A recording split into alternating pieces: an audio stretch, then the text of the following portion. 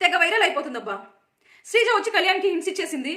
ఆ కన్ఫెషన్ రూమ్లో ఏం జరిగిందో ఆ హింట్ కూడా ఇచ్చేసింది. దాని తర్వాత తనుజతో కూడా కళ్యాణ్ని క్లోజ్గా ఉండమని చెప్పి అయితే హింట్స్ వచ్చింది. ఎందుకంటే బయట లవ్ ట్రాక్ వీడియోస్ అయితే ఎక్కువ ఫేమస్ అవుతున్నాయి అనేసి. ఇదైతే నాకు అసలు నచ్చలేదబ్బా. ఎందుకంటే ఈ సీజనే హింట్స్ సీజన్. ఈ హింట్స్ వల్ల ఓకే ఏదో సక్సెస్ అవుతుందేమో, కానీ సీజన్ సక్సెస్ అయిపోతుంది, టీఆర్పీ వచ్చేస్తుంది, కానీ హింట్స్ వల్ల కొంతమంది కప్పుకు దూరం అయిపోయే పరిస్థితి వచ్చింది. కొంతమంది ఎక్కువ ఓవర్ థింక్ చేసేసారు. ఇమాన్యుల్ ఆ హింట్స్ వల్లే ఓవర్ థింక్ చేసి తన కామెడీ టైమింగ్స్ పడిపోయింది, తన కామెడీ లెవెల్స్ పడిపోయాయి. తనుజాకి తనకి ఉన్న టైమింగ్, తన కామెడీ, వాళ్ళిద్దరూ చేసే కామెడీస్ చాలా మిస్ అయ్యామబ్బా. ఎందుకంటే ఆ హింట్స్ వల్లే.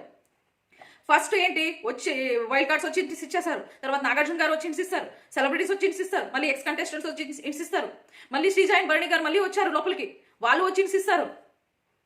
హింట్స్ లేకుండా ఎక్కడుంది? ఎక్స్ కంటెస్టెంట్స్ వచ్చి నామినేషన్స్ చేస్తారు కదా, అక్కడ బిగ్ బాస్ అన్ని కెమెరాస్ ముందర డైరెక్ట్గా హింట్స్ ఇచ్చారు. ఇంకేముంది అక్కడ? మూసిపెట్టేది ఏముంది?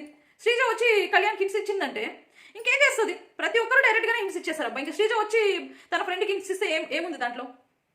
ఈ సీజనే హింట్స్ సీజను. ఈ సీజనే అంత వర్స్ట్ ఈ హింట్స్ వల్ల. ప్రతి ఒక్కరి గేమ్, కొంతమంది గేమ్ అయితే డౌన్ అయిపోయింది అయితే హింట్స్ వల్లే. అసలు బయట ఏం జరుగుతుందో అంత లోపలికి తెలిసిపోతే ఇంకా బిగ్ బాస్ కాన్సెప్ట్కి ఇంకా అర్థమే ఉందబ్బా. నాకు అర్థం కావట్లేదు. బయట ఏం జరుగుతుందో తెలియకుండా, లోపల ఒక ఫోన్ లేకుండా, ఒక టైమింగ్ తెలియకుండా, ఒక టీవీ లేకుండా ఒక రూమ్లో పడేస్తే సెలబ్రిటీస్ని వాళ్ళు ఎలా ఉంటారు, ఎలా బిహేవ్ చేస్తారు, వాళ్ళ ఎమోషన్స్ని ఎలా మనకి వ్యక్తపరుస్తారు అనేదే కదా బిగ్ బాస్ గేమ్. దీన్నే ఏది ఇది లేకుండా ఈ సీజన్ మొత్తం హింట్స్ ఇచ్చేసారు.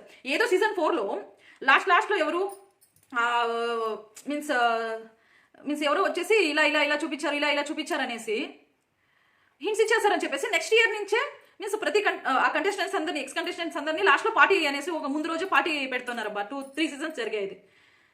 ఇలా హింట్స్ ఇచ్చేసారని చెప్పేసి నెక్స్ట్ సీజన్ నుంచి అది పెట్టనే లేదా పార్టీ, ఎందుకంటే హింట్స్ వెళ్ళిపోతాయి అనేసి.